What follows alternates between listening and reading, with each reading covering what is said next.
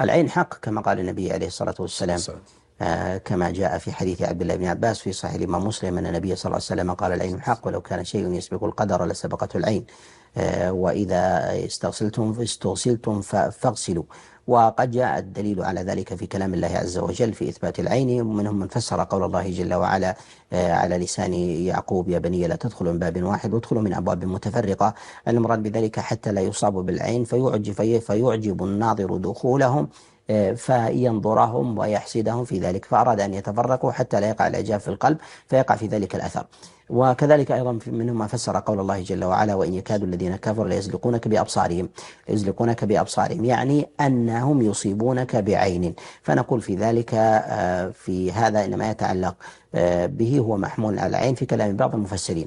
وقد جاءت أدلة في ذلك أيضا عن النبي عليه الصلاة والسلام أنه قال: إن العين تضع الرجل في القبر والجمل في القدر.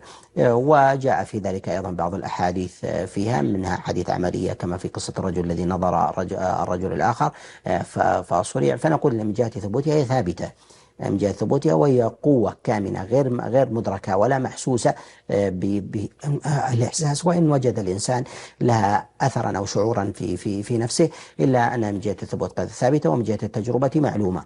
وأما ما يتعلق بمسألة علاجها كما جاء في الحديث: استغسلتم فاغسلوا، يعني أنه يتوضأ الإنسان ثم يغتسل المصاب بالعين فإن الله عز وجل يدفع عنه بذلك. وكذلك أيضا يحترز الإنسان بالأدعية الواردة، والأدعية الواردة في ذلك كثيرة، منها الاستعاذة من العين بذاتها كما جاء النبي عليه الصلاة والسلام أنه كان يعوذ الحسن والحسين فيقول النبي عليه الصلاة والسلام: أعيذكم بكلمات الله التامة من كل شيطان وهمة وكل عين لامة. فهذا من الاستعاذة من العين.